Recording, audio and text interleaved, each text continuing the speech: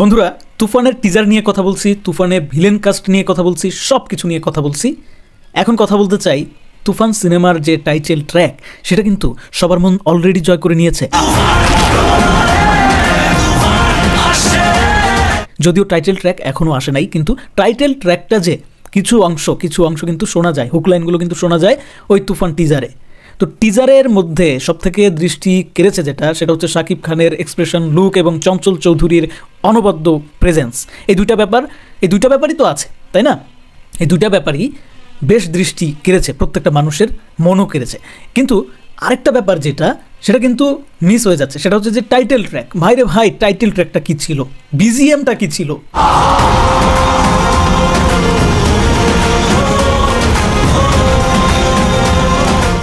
মানে কি বলবো, কোনটা রেখে কোনটা বলবো? ইচ অ্যান্ড এভরি সিকোয়েন্স ছিল অনবদ্য, অসাধারণ। টাইটেল ট্র্যাকটার কথা স্পেশালি বলা যায়, কেননা একটা অ্যাকশন মুভির ক্ষেত্রে ওই সিনেমার টাইটেল ট্র্যাক কতটা গুরুত্বপূর্ণ ভূমিকা রাখে এটা কিন্তু আসলে আমার বলে দিতে হবে না। যারা সিনেমা প্রেমী আছেন, যারা বরাবরের মতো সিনেমা দেখে থাকেন, এই ধরনের অ্যাকশন সিনেমা যারা খান আসলে, ঠিক আছে, তাদের কাছে এটা সহজবদ্ধ যে আসলে একটা টাইটেল ট্র্যাকের গুরুত্ব কতটা। এই যে কিছুদিন আগে রজনীকান্তের এত বয়স হয়ে গেছে, এই মানুষটা এখনও সিনেমা করতেছে কিসের জোরে বলেন তো? টাইটেল ট্র্যাক, বিজিএম তার সিনেমায় অন্য লেভেলের থাকে। ওই যে অনিরুদ্ধ, উনি বিজিএম করেন।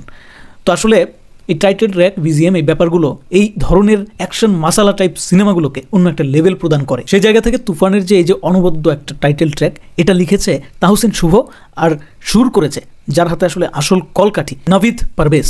বন্ধুরা, নাভিদ পারভেজকে অনেকেই হয়তো চিনেন না, কারণ এরা হচ্ছে ক্যামেরার অন্তরালের লোক, ক্যামেরার ভেতরের লোক, ক্যামেরার পেছনের লোক। তো এদেরকে আসলে চেনাটা খুব একটা যে অত্যাবশ্যক এরকম কিছু না। তবে আমার মনে হয় যে এই ধরনের প্রতিভাবান মানুষ সম্পর্কে আমাদের জানা থাকা উচিত, কাদের মাধ্যমে আসলে বাংলা সিনেমা এত উন্নত একটা পর্যায়ে চলে যাচ্ছে, সেটা না জানা থাকলেও মুশকিল। তো বন্ধুরা, এই নাভিদ পারভেজ হচ্ছে অনেকগুলো বাংলাদেশের অ্যাকশন ঘরানার মুভির টাইটেল ট্র্যাকের জনক।